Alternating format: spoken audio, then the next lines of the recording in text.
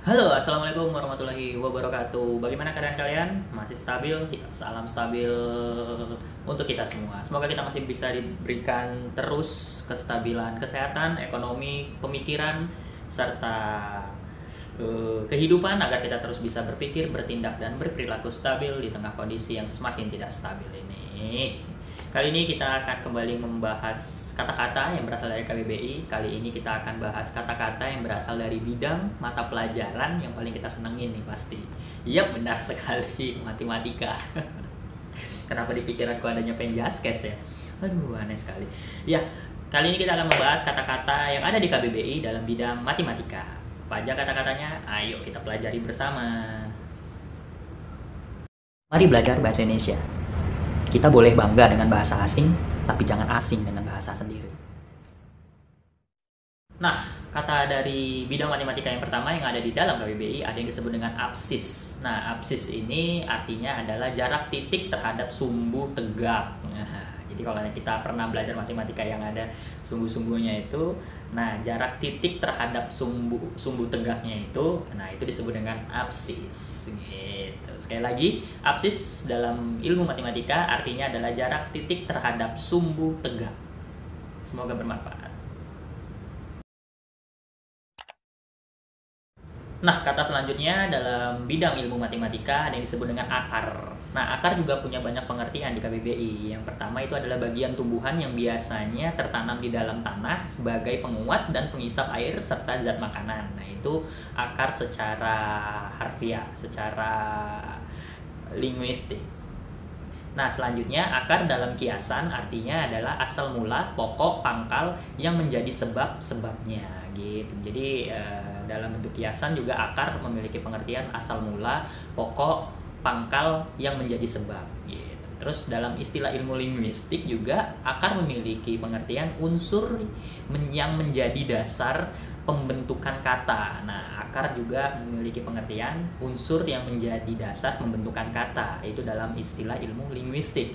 Nah, dalam istilah ilmu matematika sendiri, akar memiliki pengertian suatu operasi aljabar yang biasanya dinyatakan dengan simbol centang gitu, kayak centang. Ya, tahulah kita simbol akar ya. Misalnya akar A sama dengan B, berarti B kuadrat sama dengan A, jadi akar 9 sama dengan 3.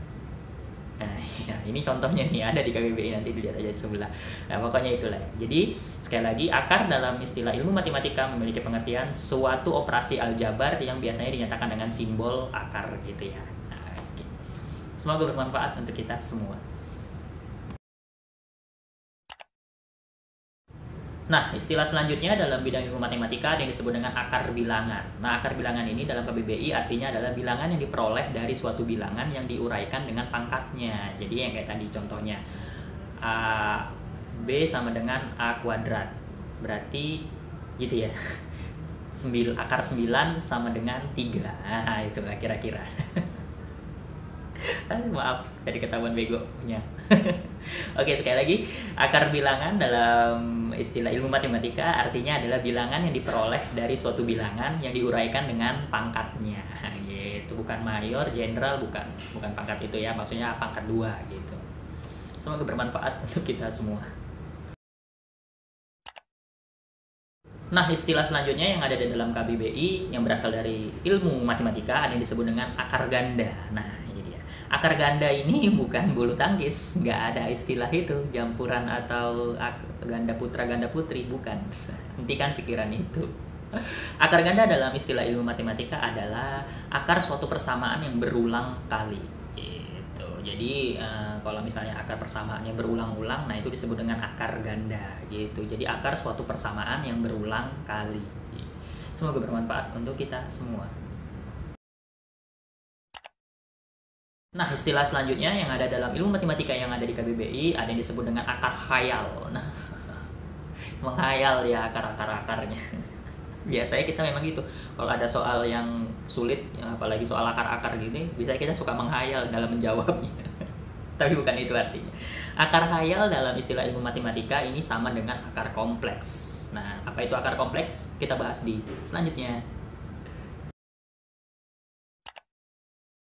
Nah, tapi penjelasan terhadap akar khayal dan akar kompleks ini dia penjelasannya. Akar kompleks dalam istilah ilmu matematika adalah akar suatu persamaan yang merupakan bilangan kompleks dengan bagian imajiner yang bukan nol gitu. Jadi sekali lagi, akar khayal atau akar kompleks adalah akar suatu persamaan yang merupakan bilangan kompleks dengan bagian imajiner yang bukan nol. Itu dia pengertiannya. Semoga bermanfaat untuk kita semua. Nah, istilah selanjutnya yang ada dalam ilmu matematika yang ada di KBBI ada yang disebut dengan akar kuadrat. Nah, akar kuadrat artinya adalah bilangan yang jika dikalikan dengan bilangan itu sendiri menghasilkan suatu bilangan tertentu. Misalnya 3 adalah akar kuadrat dari 9. Iya sih, iya. Mengerti? Mengerti anak-anak? Jadi sekali lagi, akar kuadrat dalam istilah ilmu matematika adalah bilangan yang jika dikalikan dengan bilangan itu sendiri menghasilkan suatu bilangan tertentu. Contohnya 3 adalah akar kuadrat dari 9. Semoga bermanfaat untuk kita semua. Nah, istilah selanjutnya yang ada dalam istilah ilmu matematika yang ada di KBBI ada yang disebut dengan akar kubik. Nah, ini dia. Akar kubik adalah bilangan yang jika dikalikan 2 kali dengan bilangan itu sendiri menghasilkan suatu bilangan tertentu. Nah, misalnya 3 adalah akar kubik dari 27. Itu 3 akar kubik 27, berarti pangkat 3 dia ya. Gitu kira-kira. Sekali lagi, akar kubik dalam istilah ilmu matematika pengertiannya adalah bilangan yang jika dikalikan 2 kali dengan bilangan itu sendiri menghasilkan suatu bilangan. Contohnya 3 adalah akar kubik 27. Semoga bermanfaat untuk kita semua. Nah, istilah selanjutnya yang ada dalam ilmu matematika yang ada di KBBI ada yang disebut dengan akar pangkat 2. Nah, akar pangkat 2 ini pengertiannya sama dengan akar kuadrat tadi gitu. Nonton aja di akar kuadrat.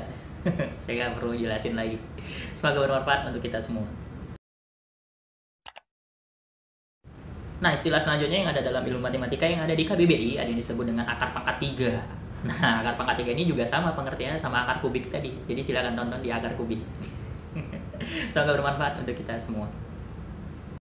Nah, istilah selanjutnya yang ada dalam ilmu matematika yang ada di KBBI ada yang disebut dengan akar persamaan. Nah, akar persamaan ini artinya adalah bilangan yang apabila disubstitusikan ke peubah menghasilkan persamaan. Gitu. Apa sudah mengerti teman-teman semua?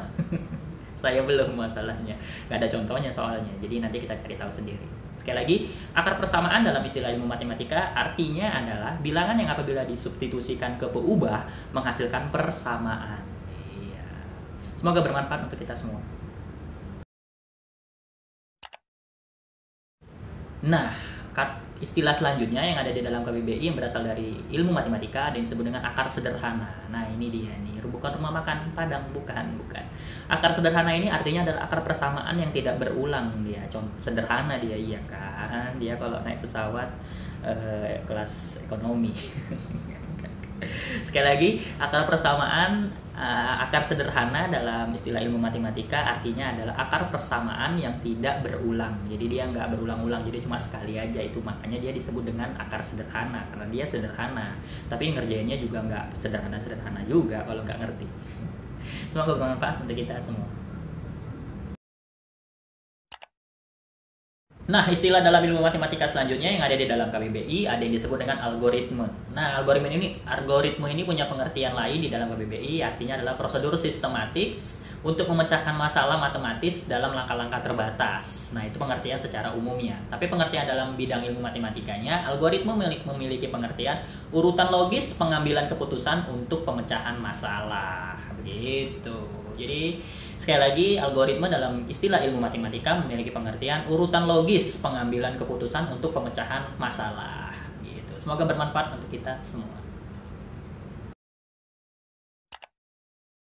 Nah, istilah selanjutnya yang ada dalam ilmu matematika yang ada di KBBI ada yang disebut dengan algoritma berurut. Nah, ini ya, bukan algoritma yang diurut, bukan. Nah, algoritma berurut ini artinya adalah langkah-langkah pemecahan suatu masalah yang dilakukan secara berurutan, yang satu bagian hanya dapat dilakukan apabila bagian yang mendahuluinya telah selesai dikerjakan. Itu jadi algoritma berurut ini adalah proses pemecahan masalah, langkah-langkah pemecahan suatu masalah yang dilakukan secara berurutan. Jadi kalau yang satu bagian belum selesai, bagian di depannya belum bisa dipecahkan masalahnya. Jadi pecahkan dulu sebelumnya, baru pecahkan masalah di setelahnya. Begitu. Sekali lagi, algoritma berurut di dalam istilah ilmu matematika artinya adalah langkah-langkah pemecahan suatu masalah yang dilakukan secara berurutan, yang satu bagian hanya dapat dilakukan apabila bagian yang mendahuluinya telah selesai dikerjakan. Begitu. Semoga bermanfaat untuk kita semua. Istilah selanjutnya yang ada di dalam ilmu matematika, yang ada di dalam KBBI, ada yang disebut dengan algoritma pecahan. Nah, ini dia. Algoritma pecahan ini dalam KBBI artinya adalah algoritma yang digunakan pada metode bidang potong yang persamaannya berkoefisien pecahan. Nah, yuk, sudah mengerti kalian semua? Saya belum. Ya, sekali lagi, algoritma pecahan dalam istilah ilmu matematika artinya adalah algoritma yang digunakan pada metode bidang potong yang persamaannya berkoefisien pecahan. Semoga bermanfaat untuk kita semua.